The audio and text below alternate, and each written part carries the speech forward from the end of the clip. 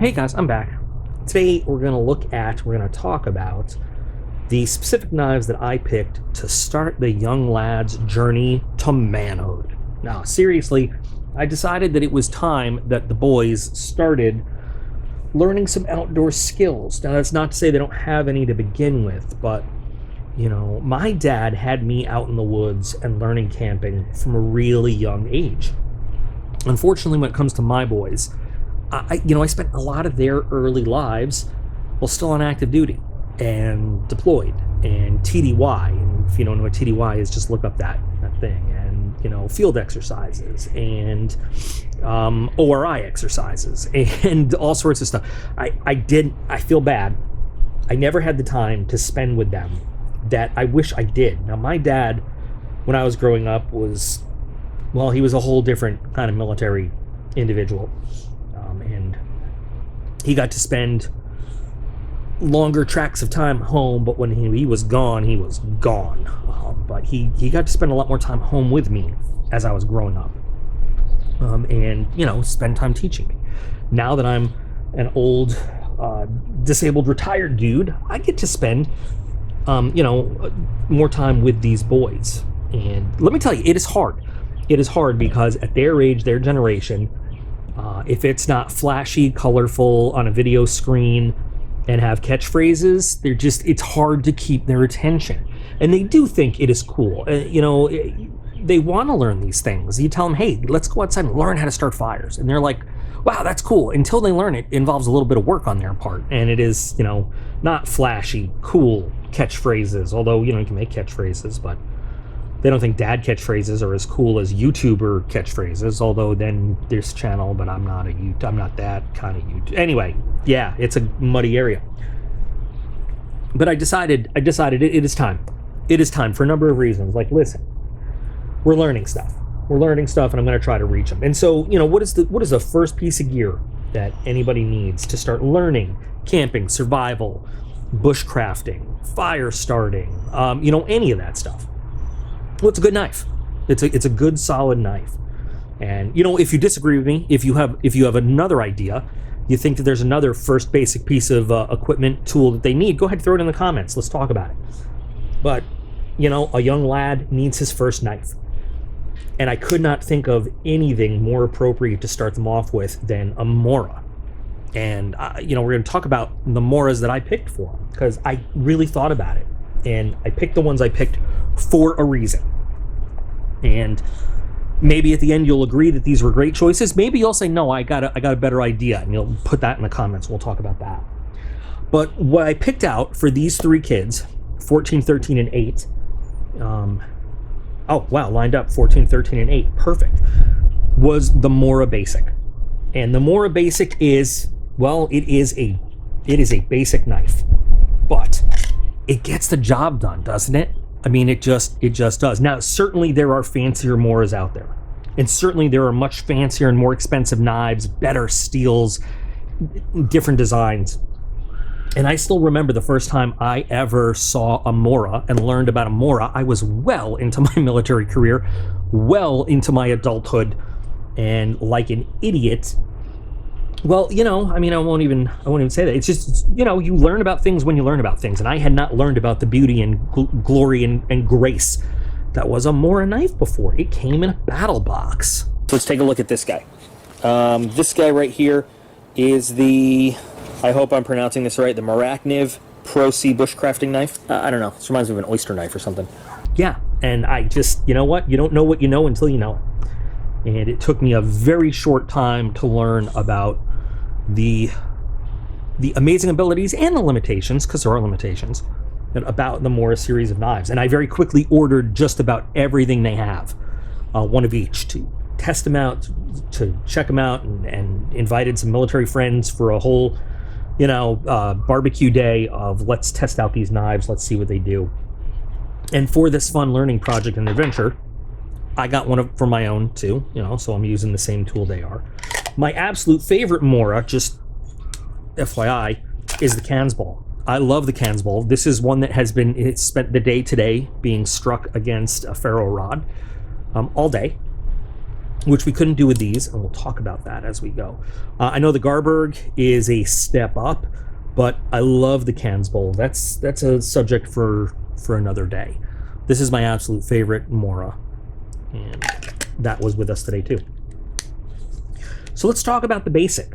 There are different models of the Basic, but really it splits up into two camps. So you've got the 511 model and you've got the 546. And the real difference is that the 511 is a carbon steel blade and the 546 is a stainless steel blade. And like just about all other Moras, they use the standard Mora steels that you're going to find. So at a lower end, but it's still very good, Sandvik stainless steel. The 546s use 12C27. Now there is a kind of a higher grade Sandvik that some other Moras use. We're not even going to get into that. But so these two, 12C47, and the carbon steel version is UBH20C, which Mora's not the only one that uses that steel, but you don't see it out there a lot. Now there's a very specific reason I chose these two in stainless and this in carbon, which we'll get to in a minute. You'll notice that these blades are a little bit different, just a little. So this is actually the Mora 546 Pro. The guy that's going to use this one, he's a little bit more heavy-handed in the way he does stuff, so I picked just a slightly different blade profile based on how I know he tends to use tools. It's the only reason I went with it. It kind of works out for him to have that extra blade stock for the way that he kind of maneuvers and stuff, but that's neither here nor there.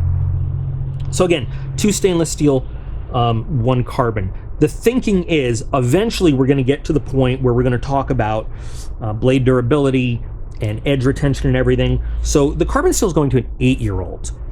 He's got littler hands. He doesn't have as fine dexterity and fine motor skills as the 13 and the 14-year-old. So when we're talking about, one of the major things, carbon steel versus blade steel for a knife blade, is definitely it goes to edge retention. Typically, not always, but typically, your carbon steels are going to have better edge retention over time, but of course, they are subject to less corrosion resistance.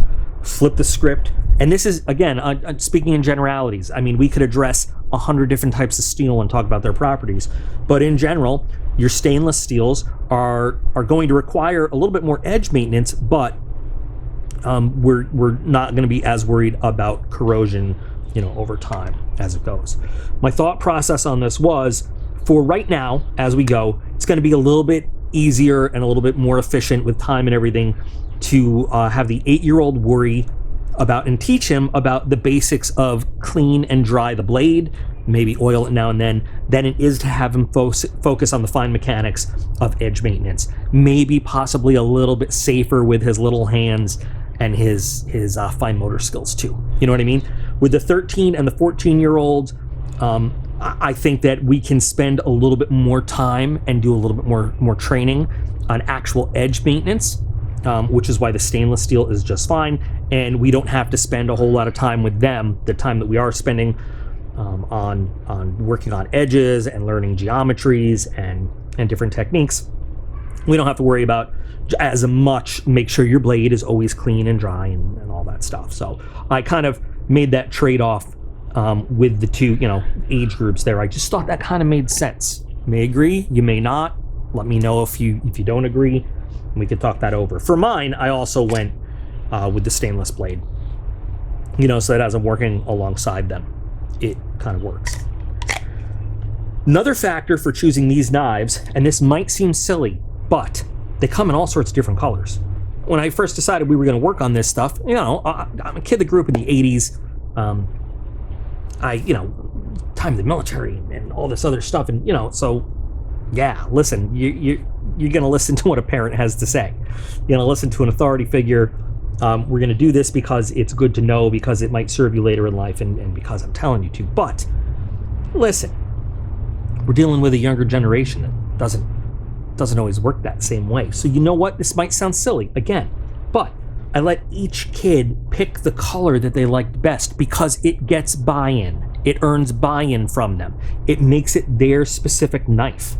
you know. And I learned this actually as a formal training instructor, like from the military. When you can get buy-in from your student for whatever it is, you automatically have attained a little bit more attention, and they have a little bit more investment in whatever you're trying to teach them. And it really does work with kids when you're trying to teach younger things, and working with Boy Scouts for Cub Scouts, for example. When you can personalize the tools and the lessons to them, they really do respond better, and they're more interested.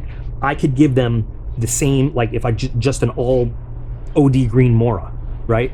But the fact that the 8-year-old gets his red knife with his hand and it's his, and he recognizes it among the other ones, automatically he's more into it because he's holding his unique tool. You may, like I said, you may agree with the psychology behind it or you may not, but I know it works. And so it's another reason. Now, yes, there are other ones that have multiple colors, but the basic line had a lot to choose from. And so I was able to go what we're going for in terms of what the knife can do, and personalize each one of them. And yeah, I showed them what was available and said, hey, what would you want? And they picked it. And they love it. They love that they each now have not only their own outdoors knife, but that is the exact one that speaks to them. And that's a big deal, because now they value the tool and they want to take care of it. It's not just something that is issued, as in, let's say, like an M9 bayonet, that, you know, we all had, everybody had the exact same one. Like, it's different. Each one of them is special. And then, of course, I just got one. I didn't care. I just got the cheapest one on Amazon, because now I can differentiate mine from everybody else's. It also, in terms of size, weight, and balance for a younger hand, this is the smallest of the Mora line. I guess it's maybe not the smallest, but in terms of the standard, you know, what's available, it's good for them to use. It's got nice protection, keeping their hands away from the blade. It is lightweight. It's balanced well. This is, if you were to take this apart, it's not full tang, but I'm not worried about that right now. There's no way any of these kids are going to destroy this knife in any possible way anytime soon, not with what we're going to be doing with it. It's I believe they're not rat tangs, but you know, I can't think of the word right now. Sorry, it's escaping me. Tang goes to about there, thin, but not like a rat tang, a rat tail tang or anything like that. But it gives them good leverage on the blade.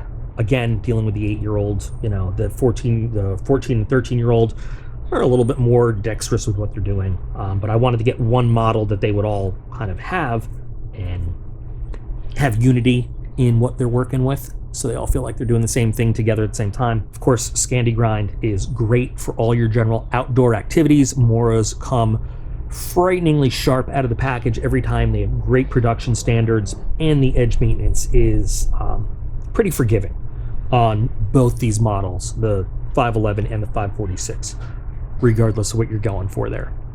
One big thing that these don't have that I think a good outdoors-ish knife should have is a flat, solid 90-degree spine for using with ferro rods. Now, these might look like they are, but they don't.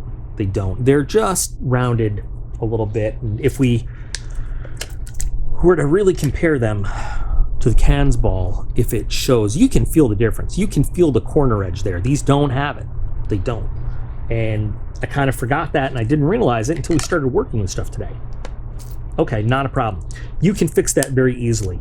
You can run this across a belt sander just very gently, a couple strokes at a time till you get the edge that you're looking for. And we will do that. I'll take these to the shop and I'll just run these across and give these the corner edge that I want so we can strike against them. Not a big deal. I just kind of forgot about that until now.